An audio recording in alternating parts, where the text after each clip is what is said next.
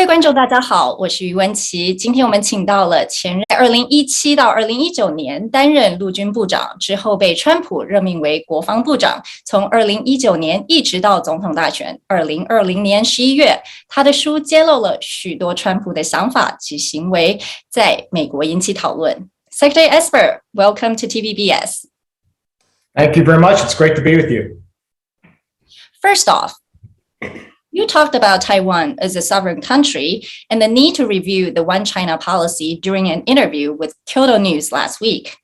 And during President Biden's visit to Tokyo earlier last week, he also said the US will intervene militarily if China invades Taiwan. Is the US policy towards Taiwan changing, or has it already changed despite the White House denial? Well, I think it is changing, and I think it should change. I'm a little perplexed why the White House continues to walk back President Biden's comments on this. He's now said it 3 times that the United States would assist Taiwan militarily. Now, he didn't define what that means, and that's important. But look, as I write in my book, so much has changed since recognition of countries was changed in the 1970s and the Taiwan Relations Act in 1979. Both China, the mainland, and Taiwan have evolved in very different ways. And now Taiwan is a very robust democracy. You've had multiple transitions, peaceful transitions of power. You can stand alone on the world stage. So I think it's time, as I write in the book, to review the One China policy, to at least educate the American people on it, and then to look at strategic ambiguity. And I think it's time to move away from strategic ambiguity. Yeah, as you said, China has evolved over the last 20, 30 years. So let's drill down on China. What was the Pentagon's view of the China threat, militarily, technologically, and economically? Because you wrote in your book that you wanted the department to actually focus on China. Well, as you likely know, every year the Pentagon puts out a report on Chinese military capabilities, and the last one during my tenure also pointed out that China is a growing military threat to us in terms of everything from its strategic weapon systems to its conventional systems. And as we noted, I think in the 2020 report, that they had the world's largest Navy at that point in time. Maybe not the most capable, but the largest certainly. So I think when you step back, though, you have to look at China not just in terms of military capability and capacity, but also technologically, economically, diplomatically, all those things that really make a difference and add up to give you a country's national power. And in this case, look, China is rising, and that's fine. I don't necessarily have an issue with China's rise. What I have an issue with, as did the Trump administration writ large, I think, is that China is doing so in a way that undermines international rules, the international order, the expectations, and is increasingly bullying its neighbors in any way, shape, or form. Taiwan is a case in point. If you look at the number of intrusions by aircraft on a daily basis into Taiwanese airspace, it goes beyond what the understandings were in the Taiwan Relations Act, the 3 communiques, the 6 assurances, etc. We always have called for a peaceful settlement of the Taiwan question, if you will. And what China has been doing in recent years, flexing its military muscle, its economic muscle, and its diplomatic muscle, is not in either the spirit or the written letter of those understandings. I think one of the things that came out of the administration, the Trump administration, was its China policy that actually united Washington, D.C. in a bipartisan way. So why was there such a policy pivot? Was it driven by President Trump? If it was a different president, do you think the policy would have had a similar pivot? I was particularly intrigued by what you said in the book that Trump actually did not come around on China until his very last year, when China was kind of an easy blame target for his mismanagement of the COVID pandemic. You know, I've been watching U.S.-China relations since the mid-1990s, and I've seen it evolve over time. I always took a more hawkish view toward China, if you will. I saw the business community starting to change itself in the 2010s or so when I worked on the business side of things. I think by the time President Trump came into office, it had reached a culminating point, if you will.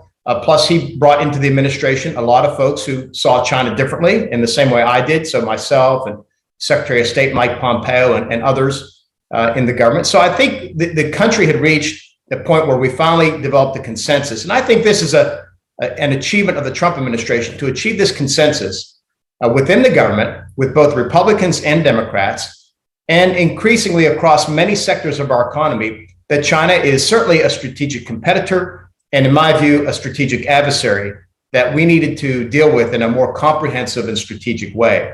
And again, I give the administration credit for that. I think there's a whole lot more we need to do now, and that includes bringing on board our European partners and allies in that pursuit. Yeah, you also mentioned, China's sort of rising naval power. Let's talk about Top Gun. Have you seen it, first of all? The last time I saw it was 1986, so I have not seen the new one yet. Okay, I would encourage you to see that. Certainly would make you proud. It is such a popular movie in Taiwan as well. It projects American power, hard and soft, shows American military might through the Navy and the elite Top Gun program. And you alluded in your book the need to actually invest in the Navy, in particular, building more ships like aircraft carriers, because China is catching up. Does the US still have the maritime superiority? And what needs to be done to retain that dominance in the Pacific so the US is actually prepared for a potential conflict with China, whether it's over South China Sea or Taiwan? Well, first and foremost, the United States Navy remains the world's preeminent naval power. There's no doubt in my mind. China may have more ships, but what you have to look at is the quality and capability of the ships. And my view was that in order to perform the traditional functions of the U.S. Navy in the future going forward, such as control of the seas, maritime dominance, freedom of navigation, things like that, things that are important, by the way, in the South China Sea within the 9-dash line, et cetera. We need to have a bigger, more capable Navy, more smaller ships, more capable ships, more manned and unmanned ships, all those things, in order to make sure that we can control the seas, if you will, and keep freedom of navigation open, all those things that are important to international commerce going well into the 21st century. So China threatens that, as we all know. So I think that investment is important, and I'll have to get out and see the movie. But the fact that we're talking about a movie shows you that American cultural influence is important too. And we have to think about how we leverage those things as well. I've been fortunate enough to travel the world, and everywhere I go, look, people aspire to the freedoms and liberties that we have, that I want to believe the people of Taiwan have, that anybody who lives in a democracy enjoys and values. And that's why I think that we are now in this big struggle. At DoD, we call it great power competition between the democracies of the world and the autocracies of the world. And the autocracies are principally run out of Beijing and Moscow. And that's what the challenge of this century is going to be about, is who wins, and who wins that in the hearts and minds of people around the world, which is why, what's happening in Ukraine right now is so important, but also what may or may not happen across the Taiwan Strait is equally important. And that is the criticality of defending democracies around the world and freedom-loving people. If the 21st century is the competition of great powers, are you worried about a conflict between US and China? You actually wrote about asking to postpone a larger than usual military exercise in the Northeast Asia right before the presidential election because you were alarmed by how this may be perceived by Beijing just days before the elections. So you personally, as well as through General Milley, communicated with China that the US is not seeking any type of confrontation. Are the communications clear between the two sides? Well, first of all, I consider myself a Reagan Republican, a Ronald Reagan Republican, which means I believe in peace through strength. And what that means is building a very capable military. But again, just to expand the conversation, a very capable economy, a very capable diplomatic corps, all those things that are important. Am I concerned about a war with China? In the sense that we do not need an unnecessary war with a country of 1.4 billion people, the world's second largest economy, so forth and so on. It would just do so much damage to the world, to relations between so many countries. Wars are ugly. I served in the 1991 Gulf War. I know what it looks like. So you don't want unnecessary wars, and you want to avoid wars, which was why I did so much outreach to my counterpart in China. I met with him on a few occasions. We would have calls every quarter.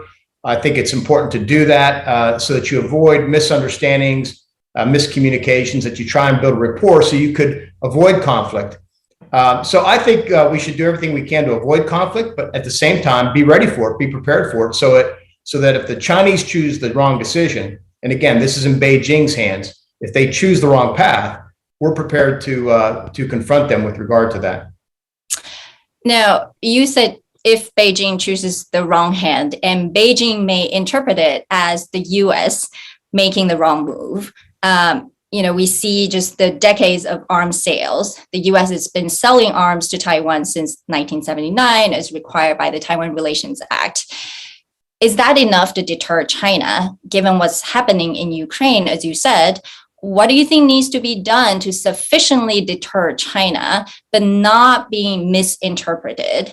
And what is China thinking regarding Taiwan, watching how the West responds to the Ukraine-Russia war? Well, with regard to your first question about preventing misunderstandings, that's why I think that moving away from strategic ambiguity is important. I think the Chinese need to know that the United States and other democracies, certainly of the region, and I would hope the world, would assist Taiwan if there was some unprovoked aggression against the island and its 23 million people. So I think that's important clarity, and that they should understand that any type of the future status of Taiwan or whatever, again, should be addressed peacefully between both Taipei and Beijing. So that's my view on that front. That's where it makes the point for moving away from strategic ambiguity. With regard to Russia and Ukraine, I think it's extremely important. I've been saying from day one back in February that not only was the United States and our European partners watching, but I also knew that folks in Taipei and Beijing were watching as well. I think Beijing certainly trying to understand Russia's mistakes, its strategic failures in terms of its underestimation of European and NATO response, but also its tactical mistakes on the ground in Ukraine, its inability to seize Kyiv, its massive losses. I think those are all important lessons. But here's the more important lesson or lessons, and that should be learned by Taiwan. Look, the challenge is, unlike Ukraine, there's not a land border with mainland. But that also means there's not a land border from which the people of Taiwan can escape and move across the border into Poland or Romania or wherever else if attacked. So I think if a conflict happens, it would take days, if you will, for friendly forces to assist. I think so much of the defense of Taiwan and therefore the deterrence of Chinese aggression will depend on Taiwan beefing up its own defenses to include its territorial forces. I think, as I've said, I think lengthening conscription should be relooked.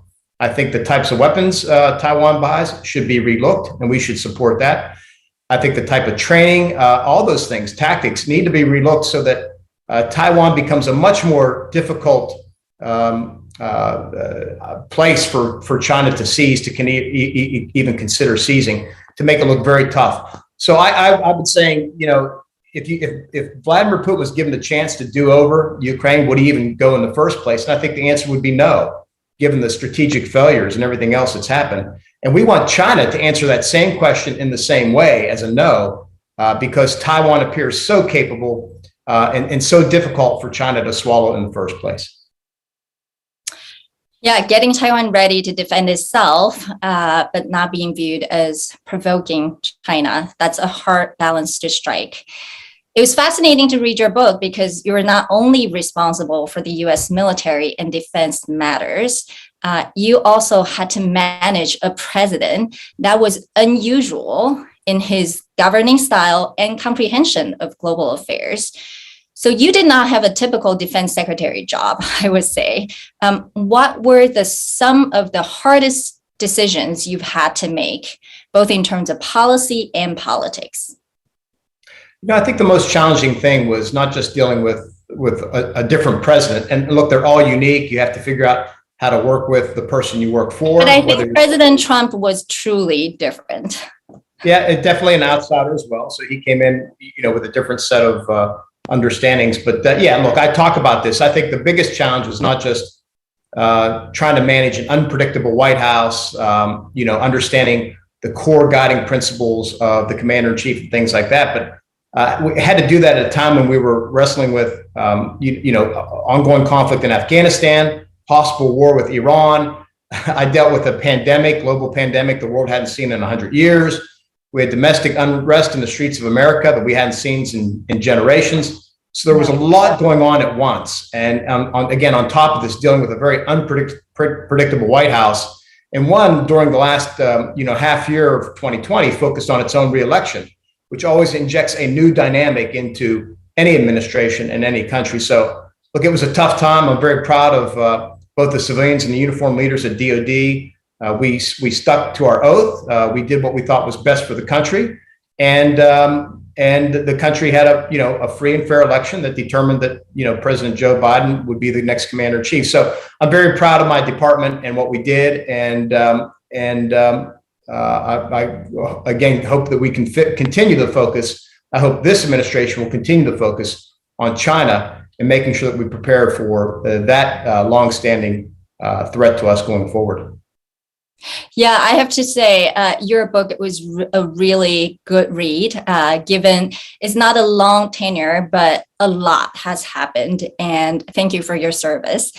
非常感谢大家今天收看于部长的谈话，让我们更加了解美国在印太地区如何对应中国的挑战。With that, thank you so much, Secretary Esper, for speaking with us today. Your book is still not available in Chinese in Taiwan, but if you would like, TVBS is ready to help bring the book to Taiwanese readers. So thank you and take care. Thank you very much. I appreciate it. Well,